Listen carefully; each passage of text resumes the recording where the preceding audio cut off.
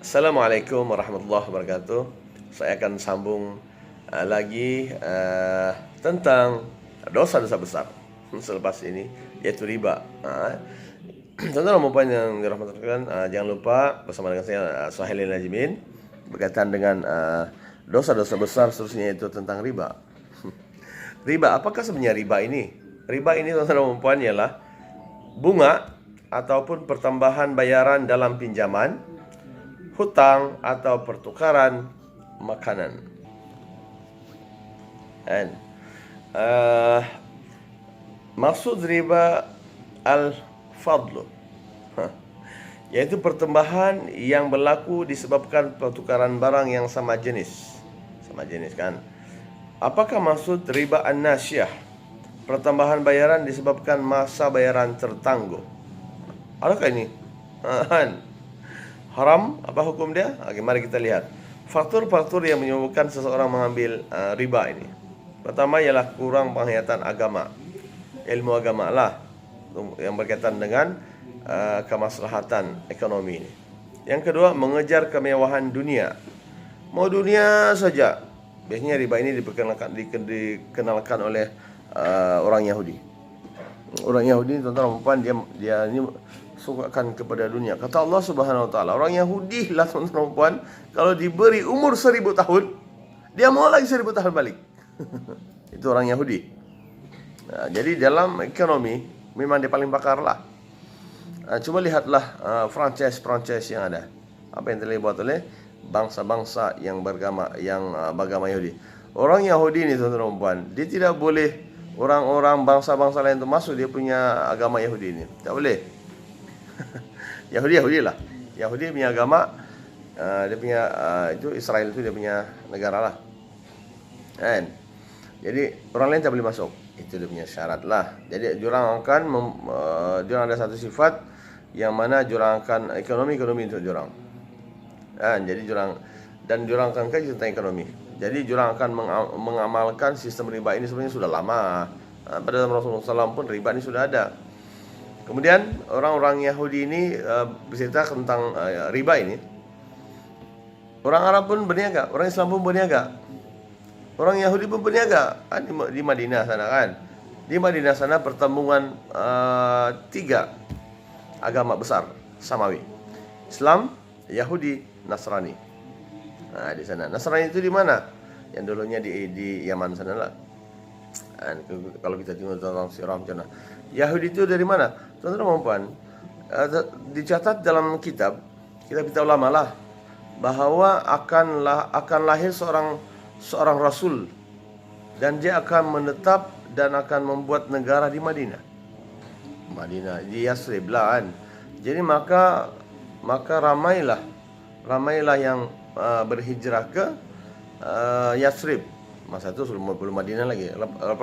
Selepas Rasulullah berhijrah baru kita sebagai Madinah Al-Munawwarah itu. Sebelum itu Yasrib. Jadi di sana berkumpullah kaum. Di sanalah ya Bani Yahudi, yang Nasrani. Islam masa itu belum ada lagi. Kan? Jadi apabila di Mekah wujud adanya Islam, Rasulullah SAW, maka diorang yakin betul, sebab di Madinah sana tu ramai yang pergi ke di Yasrib sana, ramai ke Mekah. Diorang mau tanya, betulkah Muhammad itu Rasul? Begitulah. Jadi bila Rasulullah SAW berhijrah ke Madinah, maka pertemuan 3 agama samawi.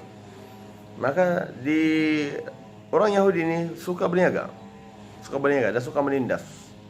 Yang beragama Yahudi inilah, tidak heranlah Abdurrahman bin Auf dia menjadi kaya raya di Madinah, sebab dia selalu pakar dalam ekonomi. Abdurrahman bin Auf, subhanallah, hebat. Jadi tuan-tuan dan puan, riba ini satu masa pada masa itu Al-Quran masih turunkan. Jadi orang-orang yang dibagi tahu al-bai' mislu riba, jual beli ini seperti riba. Maka Allah jangan cakap begitu kan. Tapi Allah turunkan riba ini haram. Riba ini adalah sesuatu yang haram. Maka bila sudah turunkan pengharaman tentang riba, maka dikaji rupanya memang riba itu yang diharamkan adalah pinjam uang dan ada bunga dia. Itu dikira sebagai riba, menyusahkan kan. Ataupun pinjam beras, ada punya bunga. Ada bunga lah, kadar bunga yang ditentukan kan. Begitulah, itulah dikira sebagai riba. Bagaimana pula tentang keuntungan? Kenapa pula Allah al-bai' ini halal? Al-bai'u halal wa haram riba dalam Quran kan. Jadi sebenarnya kita contohnya kita ada barang.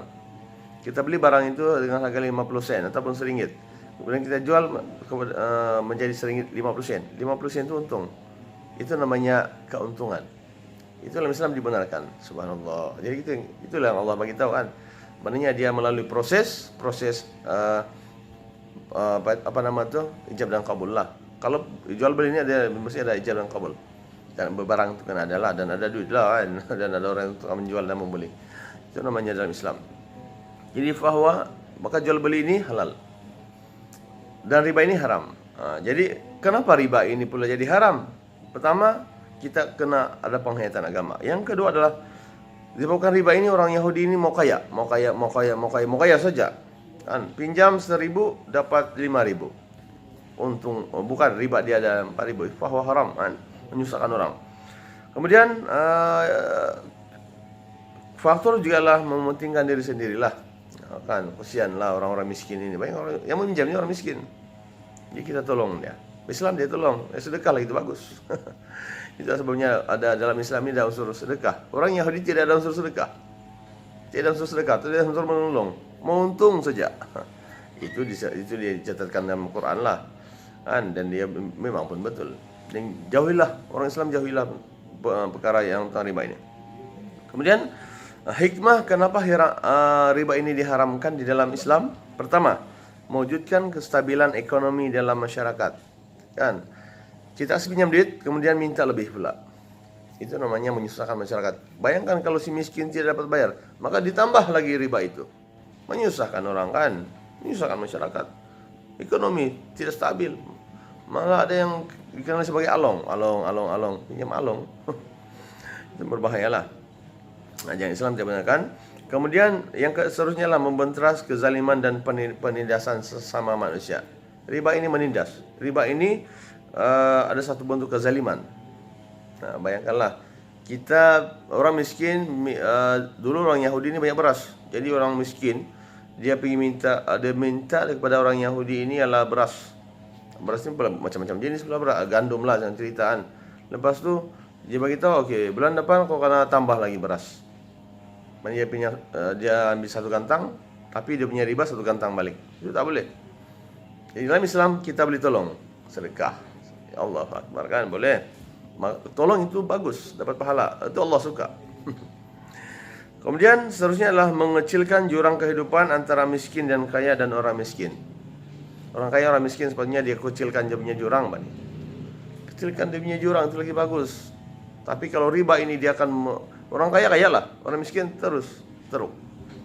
Dalam Islam kena ada sistem zakat. Zakat itu adalah harta orang kaya ini di 25% adalah hak untuk orang-orang miskin. Bagi asnaf ada 8 jenis asnafan. Bagi pahala itu Allah suka tu. Berganda-ganda tuan-tuan. Sedekah aja. Kemudian yang ketiga adalah menghindari sifat mementingkan diri sendiri tanpa mempedulikan orang lain. Subhanallah kan. Riba ini dia boleh menghindarkan sifat diri sendiri. Dia punya hikmah lah. Dia boleh menghindarkan diri kita daripada sifat pentingkan diri sendiri. Riba ini mementingkan diri sendiri saja ni, tanpa pedulikan orang lain. Allah Akbar kan. Subhanallah. Jadi saya rasa itu saja untuk berkaitan dengan riba ini. Jangan terlibat dengan riba lah kalau boleh. Tapi boleh buat. Sekarang ni pinjam kereta pun ada bunga riba, tapi ambil yang sistem Islam. Dia bukan riba, tapi dia ada sistem keuntungan. Ingatlah ya. Jadi saya rasa itu saja yang baik Allah SWT, kurang dari saya sendiri. Sentiasa berguru dengan alim ulama, insyaallah kita akan berjaya. Jangan lupa subscribe YouTube channel Suhail Najimin. Wabillahi taufiq wal hidayah. Assalamualaikum warahmatullahi taala wabarakatuh. Wassalam, jumpa lagi.